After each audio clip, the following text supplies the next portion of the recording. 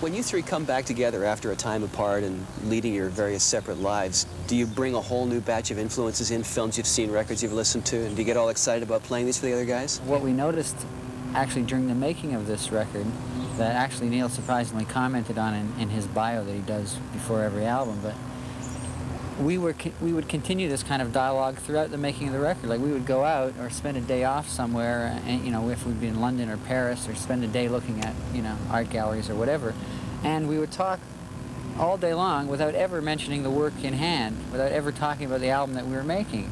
And that's a really nice state to get to as a band and as friends, where you have so many interests and so many other things you can talk about that you're not stale. And you know, like you said, when you get back together after not seeing each other for a few months, it's like a flurry of words. Everybody's talking about what they were doing and what they've seen and what they've experienced, and you talk about how really in little ways that you've changed as people, and that usually spurs writing, and bang, you're off again.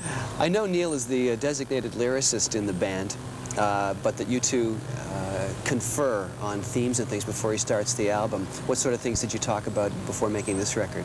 We talked about how we always knew what we wanted to do, you know, how at a very young age, you know, we decided we want to be musicians. And from that point on, we never had to wonder, you know. You never knew whether you're going to be successful or whether you'd fail, but you knew you were going to be a musician, so you knew that's what you had to do. And we were comparing it to friends of ours that never really had that one obsession, you know, that sort of magnificent obsession. And, you know, they go through a lot of their lives trying this or trying that, or, you know, they're very intelligent, very creative people, but never being focused in a particular direction. So we talked about how lucky we really are that that happened to us. And, of course, the song Mission on the new record sprung directly out of that conversation for that.